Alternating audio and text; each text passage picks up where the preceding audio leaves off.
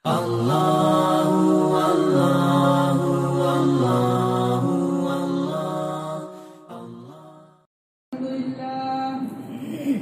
لله نحمده ونستعينه ونستغفره ونؤمن به ونتوكل عليه ونعوذ بالله من شرور أنفسنا ومن سيئات أعمالنا من يهده الله فلا مضل له ومن يضلله فلا هادي له ونشهد أن لا إله إلا الله وحده لا شريك له ونشهد أن سيدنا ومولانا محمدا عبده ورسوله صلى الله عليه وعلى آله وأصحابه أجمعين.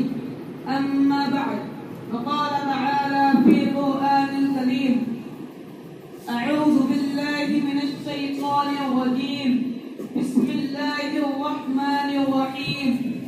يا أيها الناس اتقوا ربكم الذي خلقكم من نفس واحدة وخلق منها زوجها وبث منهما رجالا كثيرا ونساء واتقوا الله الذي تساءلون به والأرحام إن الله كان عليكم رقيبا. وقال تعالى: يا أيها الذين آمنوا اتقوا الله حق تقاته ولا تموتن إلا وأنتم مسلمون.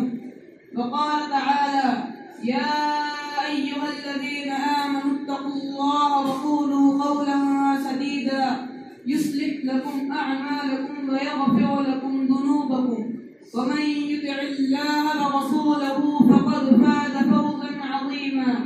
وقال النبي صلى الله عليه وسلم: النكاح من سنتي، فقال: فمن رغب عن سنتي فليس مني، أو كما قال عليه الصلاة والسلام.